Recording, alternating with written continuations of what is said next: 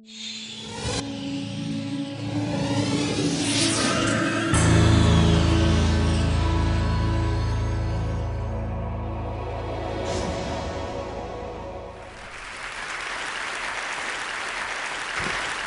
see with the eyes, but we see with the brain as well. And seeing with the brain is often called imagination. And we are familiar with the landscapes of our own imagination, our inscapes. We've lived with them all our lives. But there are also hallucinations as well. And hallucinations are completely different. They don't seem to be of our creation. They don't seem to be under control. They seem to come from the outside and to mimic perception. So I'm going to be talking about hallucinations and a particular sort of visual hallucination which I see among my patients. A few months ago, I got a phone call from a nursing home where I work.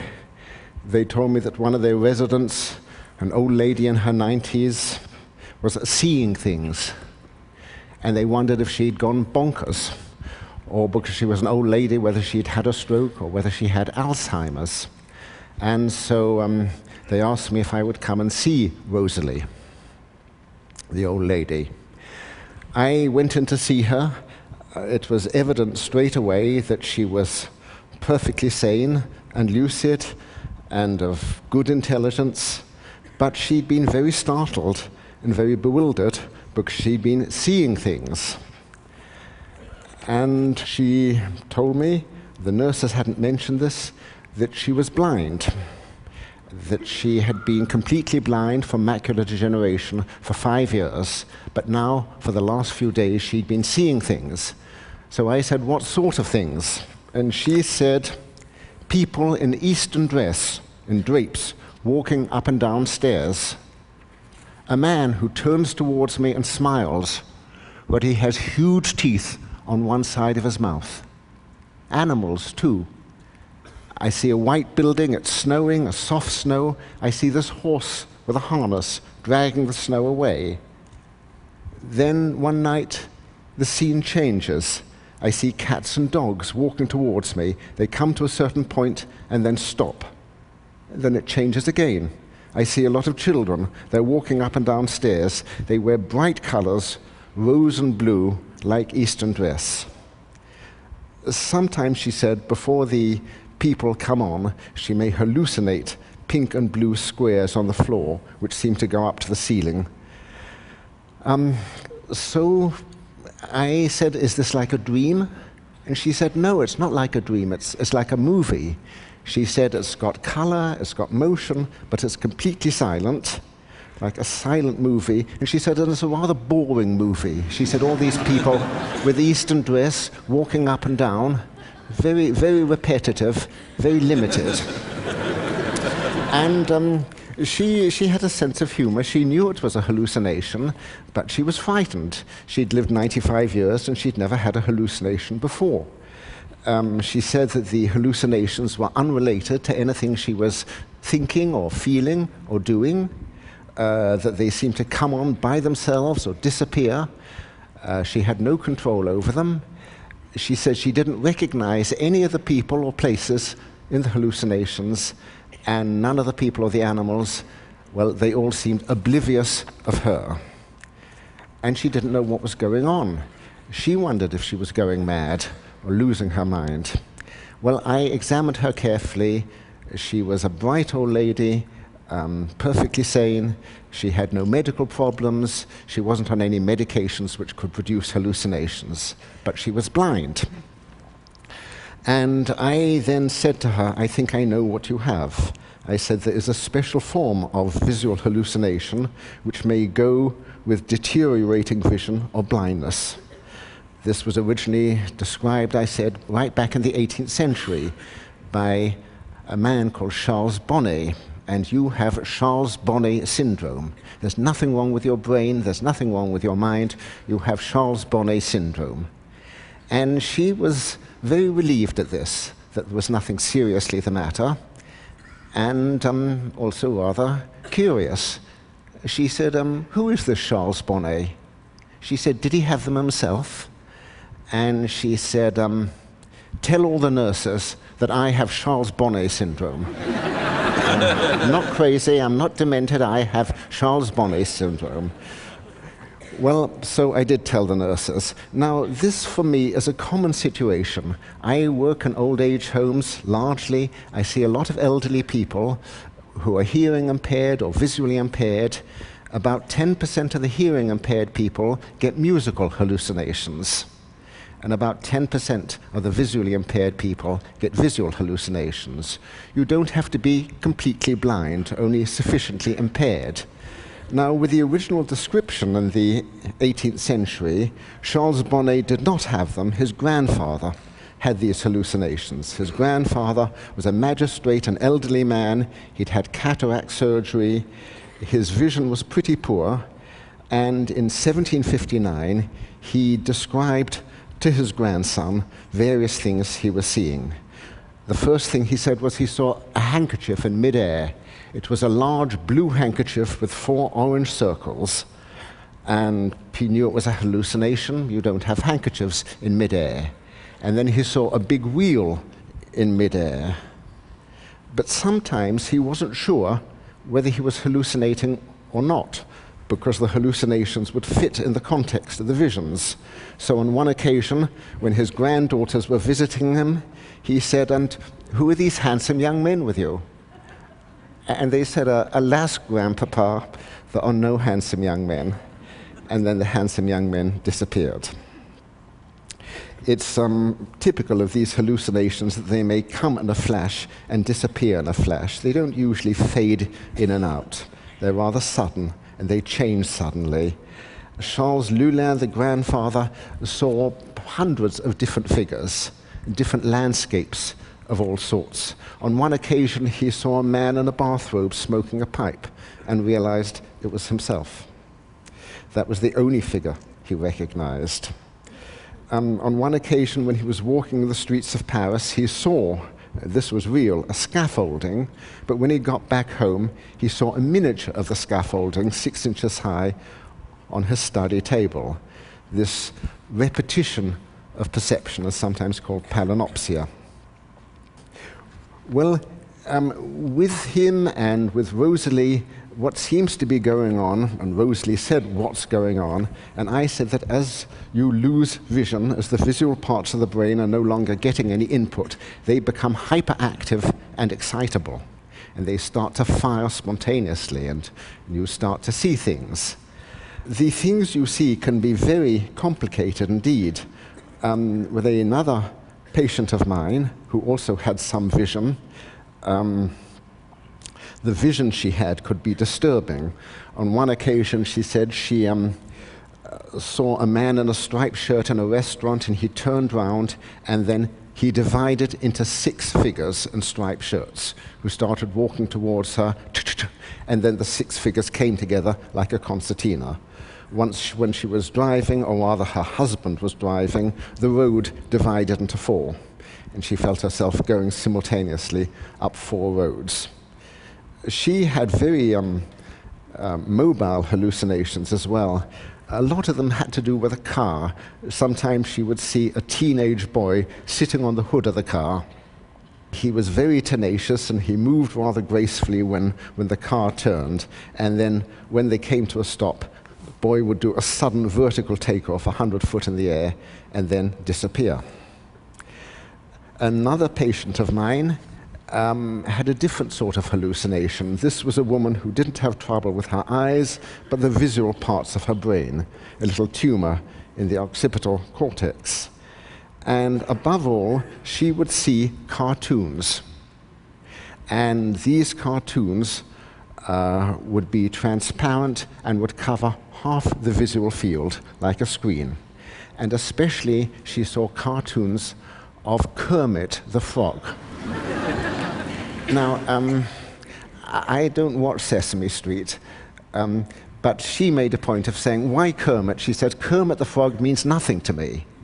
You know, I mean, I was wondering about Freudian determinants. Why Kermit?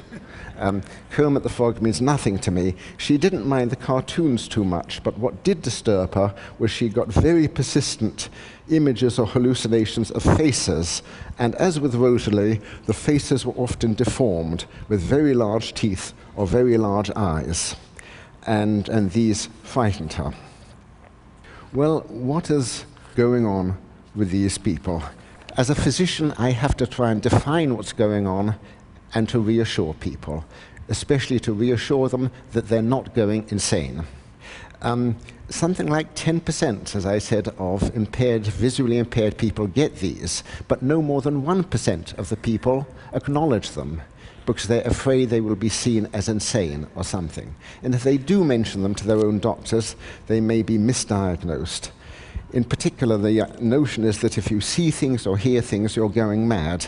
But the psychotic hallucinations are quite different. Psychotic hallucinations, whether they're visual or vocal, they address you, they accuse you, they seduce you, they humiliate you, they jeer at you. You interact with them. There is none of this quality of being addressed with these Charles Bonnet hallucinations. There is a film. You're seeing a film which had nothing to do with you. Well, that's how people think about it.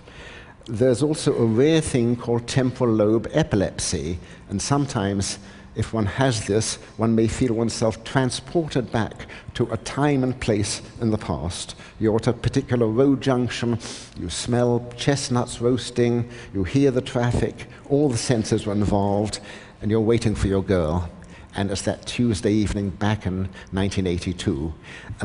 The temporal lobe hallucinations are all sense hallucinations, full of feeling, full of familiarity, located in space and time, coherent, dramatic. The Charles Bonnet ones are quite different. So in the Charles Bonnet hallucinations, you have all sorts of level, from the geometrical hallucinations, the pink and blue squares the woman had, up to quite elaborate hallucinations with figures, and especially faces. Faces, and sometimes deformed faces, are the single commonest thing in these hallucinations. And one of the second commonest is cartoons. So what is going on? Fascinatingly, in the last few years, it's been possible to do functional brain imagery, to do fMRI on people as they are hallucinating. And in fact, to find that different parts of the visual brain are activated as they are hallucinating. When people have these simple geometrical hallucinations, the primary visual cortex is activated. This is the part of the brain which perceives edges and patterns. You don't form images with your primary visual cortex. When images are formed, a higher part of the visual cortex is involved in the temporal lobe. And in particular, one area of the temporal lobe is called the fusiform gyrus. And it's known that if people have damage in the fusiform gyrus, they may lose the ability to recognize faces. But if there's an abnormal activity in the fusiform gyrus, they may hallucinate faces. And this is exactly what you find in some of these people. There's an area in the anterior part of this gyrus where teeth and eyes are represented.